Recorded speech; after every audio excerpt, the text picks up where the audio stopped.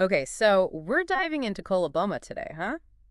Pretty fascinating stuff from what I've seen so far. Our listeners definitely sent in some interesting research for this one. Definitely goes way beyond just a quick definition, that's for sure. Yeah, it's really interesting when you think about it. Coloboma, it's not like, damage to an eye that's already formed. It's like the eye was being built, but with a piece missing from the plans. Right, like that word they used in one of the articles, curtailed.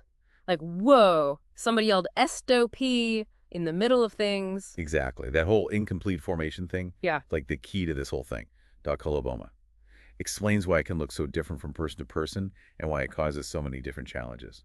Speaking of different, we're talking lens, macula, eyelid. It's like a crash course in eye anatomy. Totally. That's what makes this so fascinating, I think.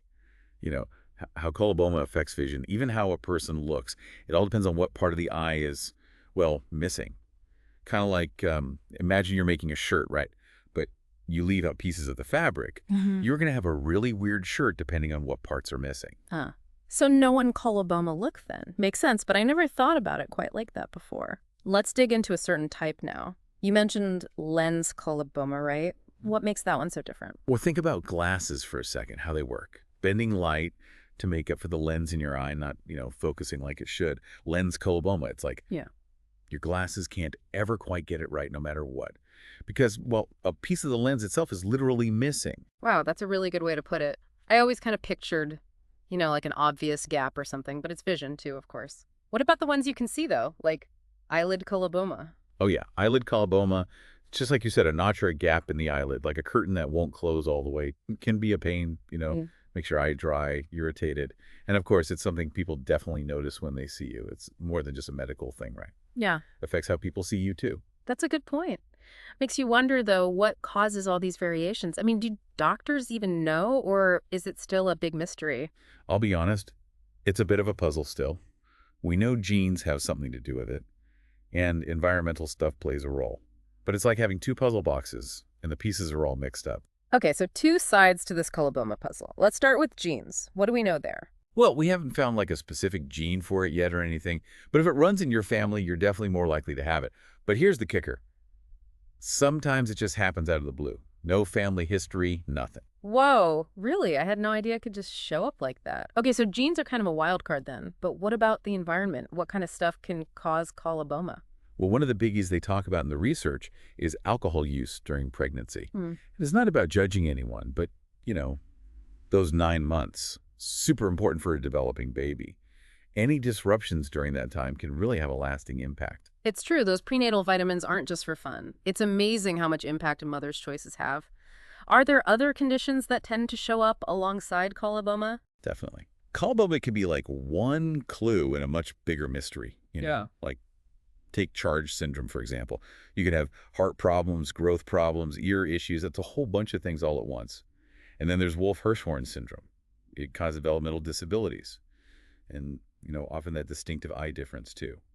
So it's almost like a red flag then. Like if you see coloboma, it's worth checking for other things too. Exactly. Getting a diagnosis early and looking at the whole picture is super important. But let's not get ahead of ourselves, right? We've got to talk about how coloboma affects vision and what people can do about it. It sounds like early diagnosis is really important then, especially when it could be part of something bigger. But what happens after that? Can they actually fix coloboma or is it more like managing it? Yeah, that's the question, isn't it? And like coloboma itself, the answer is, well, it's complicated. It's not like we can just rewind and start the eye development over. So no Wolverine healing powers for eyes, huh? Uh, Yeah. Not yet, at least. Yeah. But that doesn't mean people can't live full lives with coloboma. It's about, finding what works for each person. Like we were talking about that shirt before. It's all about tailoring. Okay, I like that analogy. So what's in the coloboma tailoring kit? What helps people with this? Sometimes it's as simple as glasses or contacts, believe it or not. Like, you know how you wear glasses to see better normally? Same idea here. Yeah. Can help make up for some of the vision problems from that, misshapen lens. Right. So even though the eye itself is different, those things kind of help bridge the gap. Exactly. And for people who have iris coloboma, they might not like how their eye looks, right? Well, there are even colored contacts now that can make things look more typical. Just about helping people feel good about themselves. Now that's clever, thinking outside the box. Or inside the iris, I guess. But what about when glasses aren't enough? Like if someone can't see very well at all? Well, that's where low vision aids come in. Stuff like magnifiers, special lights, even computers that read text out loud, all about helping people use what vision they do have. It's really amazing how much technology can help, like a whole toolbox of options. Oh, absolutely. And it's not always about fancy gadgets either. Like with kids who have coloboma in one eye, something as simple as an eye patch can be huge. Really? An eye patch. How does that help? Think of it like a workout for the weaker eye. Yeah. If you block the strong eye, the weaker one has to work harder, and that can actually help it get stronger over time. Wow, the brain is so weird.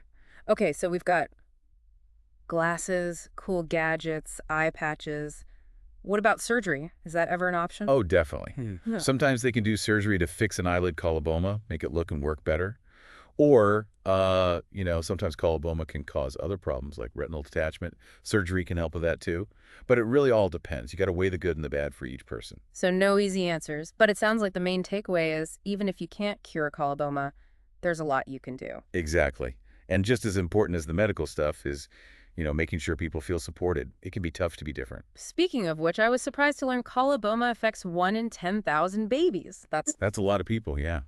A lot of people who might not even know they have it. It really makes you think about things, Like 1 in 10,000 doesn't sound like a lot on paper, but when you really think about it, that's a lot of people. Oh, for sure. And it just goes to show you, coloboma.ifria. It's not exactly a household name, but it's not as rare as people might think. And that's what got me thinking. If all those people have it but maybe don't know, what does that say about, how much we even understand about this stuff? It's true, isn't it? Makes you wonder how many people out there, they have something going on, but they don't even have a name for it.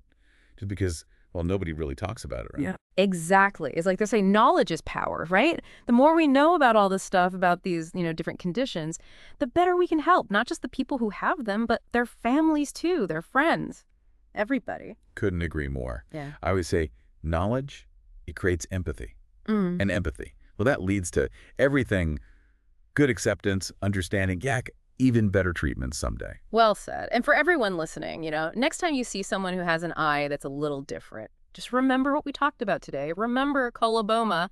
It's a reminder that not all differences are obvious. Couldn't have said it better myself. We all have a story, don't we? And some stories are just told a little differently. That's a good way to put it. Well, that about wraps up our deep dive into the world of coloboma. Thanks so much for joining us today. I really appreciate you sharing your expertise with us. Anytime. Happy to be here. Always love talking about this stuff. You know me. And to everyone listening, thanks for coming along on this journey with us. Until next time, stay curious.